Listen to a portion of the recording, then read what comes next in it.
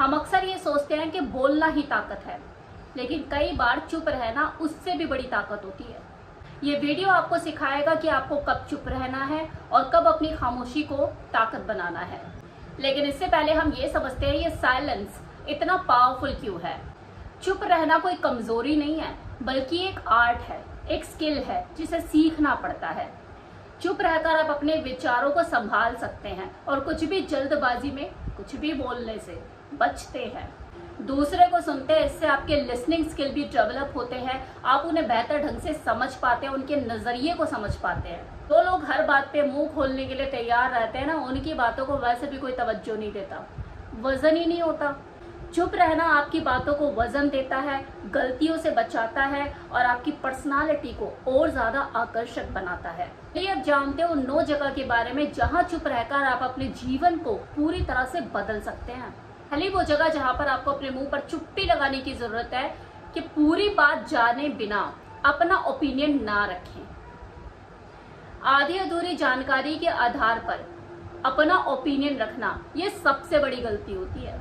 और इससे भी बड़ी गलती क्या कि एक साइड की सुन ली और अपना ज्ञान पेल दिया। जब तक दूसरे की साइड ना सुने अपना ओपिनियन ना रखे, और ओपिनियन भी तभी रखे जब आपसे मांगा जाए, फ्री की एडवाइस ना दें।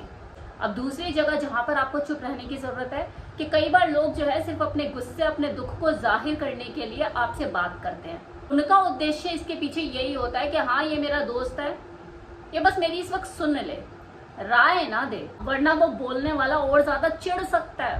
जब तक वो अपने मुंह से ना बोले कि यार मैं परेशान हूं, मुझे कुछ समझ नहीं आ रहा, क्या करना चाहिए तू बता, तभी सलाहकार बने। तीसरी जगह जहां पर आपको चुप रहने की जरूरत है वो है चुगली और गॉसिप से बचे। चुगली में हिस्सा बिल्कुल ना ले, ये आपकी इमेज को खराब कर सकता है। ऐसे ग्रुप से बिल्कुल कट ऑफ हो जाए जो कि पीठ पीछे बात करने में ज्यादा शौक रखते हैं और जब बात सामने आए तो सारा बम आपके ऊपर फोड़ दें। तो ऐसे लोगों से दूरी बनाइए। दूरी बनाने के लिए इसलिए कह रही हूँ क्योंकि लोगों की फितरत होती है कि अगर आप साइलेंस मेंटेन भी करना चाहोगे ना उस ग्रुप में कि हाँ आप चुप से आराम से बैठे हो, वो आपको बैठने नहीं देंगे और आपको उकसाएंगे कि आप भी अपने मन से कुछ बोलो किसी के लिए पीठ पीछे। फिर वो मतलब ही समझाते रहते हैं दूसरे को। जब बात फैलती है कि यार मेरा मतलब ये नहीं था, मैंने इस पॉइंट ऑफ व्यू से नहीं बोला था, मैंने ऐसा नहीं बोला था, मैंने वैसे नहीं बोला था, ये बात गलत तरीके से पेश की गई है। अब वो सामने वाला बंदा तो उस ग्रुप में नहीं था ना। मैं तो यही कहूंगी इस तरह के चुगली मंडली से ना आप दूर ही रहिए। ये मेरा खुद का पर्सनल एक्सपीरियंस है, इसलिए इस बात पर ज्यादा जोर दे रही हूँ कि आप सामने में मुंह पर बोलने का दम रखते हो, लेकिन उसका कोई फायदा नहीं होता बाद में। ये दिमाग में वही चीजें छप जाती है जो बढ़ा चढ़ाकर बोली गई, यार वो तो ऐसा कह रहा था तेरे बारे में। और नेक्स्ट सिचुएशन जहां पर आपको चुप रहने की जरूरत है कि जब तक आपको किसी विषय में एक्सपर्टीज नहीं है, आपको उसके बारे में ज्यादा जानकारी नहीं है, चुप रहिए।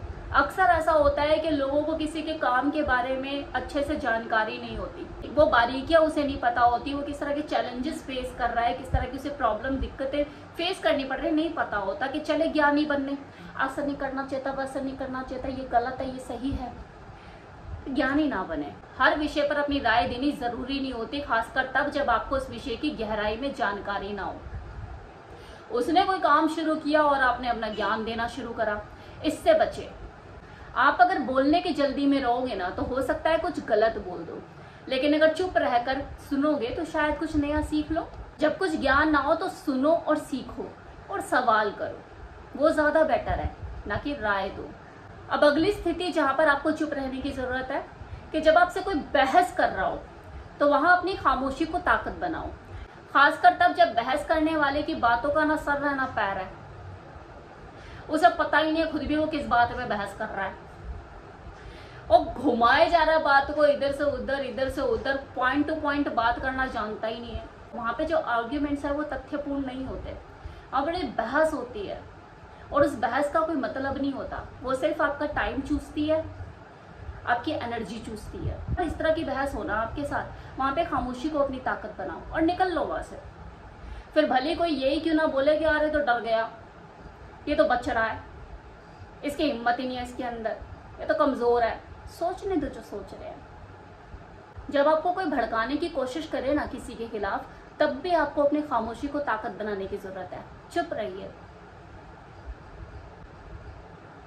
किसी को इतनी पावर मत दीजिए कि वो आपको उकसा सके, आपको भड़का सके, आपके इमोशंस को कंट्रोल कर सके। नाउ नेक्स्ट सिचुएशन, जब आप किसी से सौदेबाजी या बातचीत में हो, चाहे बिजनेस के पॉइंट ऑफ व्यू से या अपनी पर्सनल लाइफ में, वहां भी आपका चुप रहना आपको कई तरह के फायदे दिला सकता है। मान लो कि आप अपने बॉस से सैलरी की बात कर रहे हो, तो जल्दबाजी में आप कम ऑफर भी स्वीकार कर सकते हो। तो चुप रहिए और सबसे पहले उसकी सुनिए कि सामने वाला क्या कह रहा है। क्या पता वो आपको ज्यादा ऑफर देने में इंटरेस्टेड हो, लेकिन आपने तो उसे बोलने का मौका ही नहीं दिया और अपनी एक्सपेक्टेशंस रख दी।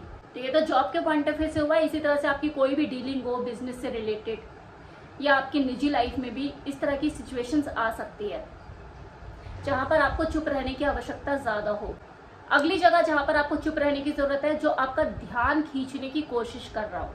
देखो, कुछ लोगों की आदत होती है वो फालतू का ड्रामा करके आपका ध्यान अपनी तरफ खींचने की कोशिश करते हैं, और जब आप उनको अटेंशन देने लग जाते हो ना, तो वो और ज्यादा खुद को पावरफुल महसूस करते हैं। उनकी एक्सपेक्टेशन हाई हो जाती है और वो और ज्यादा ड्रामा करना शुरू कर देते हैं।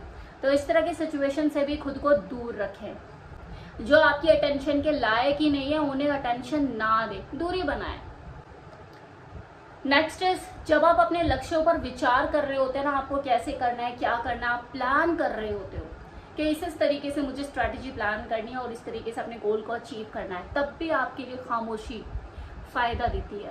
और आखिरी वो स्थिति जो कि सबको ही पता है, इसलिए मैंने इसे शुरू में ना बोलकर आखिरी में रखा, और वो है कि अगर आप गुस्से में हैं तो मुंह पे ताला लगा लीजिए, क्योंकि उस वक्त आप कुछ भी बोल सकते हैं और कोई भी गलत फैसला ले सकते हैं जो कि सिर्फ और सिर्फ आपके लिए नुकसानदेह होगा। इसके ऊपर मुझे ज्यादा बोलने की आवश्यकता नहीं है, ये तो आप बचपन से ही अपने बड़ों से भी सुनते आ रहे होंगे। तो ये तो थी वो 9 परिस्थितियां जो हर किसी की जिंदगी में कभी ना कभी तो आती ही है। तो वहां पर आपको मुंह पर ताला लगाने की जरूरत है, खामोश रहने की जरूरत है। अगर आप अपनी लाइफ में कुछ बदलाव चाहते हैं, अपनी पर्सनालिटी को और ज्यादा आकर्षक बनाना चाहते हैं, और ये मैं ऐसे ही नहीं कह रही, मैं खुद बदल चुकी हूँ। आपको मैं YouTube पे ही बोलती हुई नजर आऊंगी। मेरी पर्सनल लाइफ में अगर आप झांक के देखोगे तो शायद मुझ जैसी इतनी टॉकेटिव औरत आज की डेट में बिल्कुल खामोश हो चुकी है। क्योंकि देखो, फालतू की बहस ना आपका टाइम चूस लेती है, आपकी एनर्जी चूस लेती है और आपका पैसा भी। आप बोलोगे पैसा कैसे? क्योंकि जो एनर्जी आप वहां पे भैं भैं भैं भैं करने में लगा रहे हो, उस एनर्जी को कुछ प्रोडक्टिव काम करने में लगाए तो 2 पैसे आ जाते ना।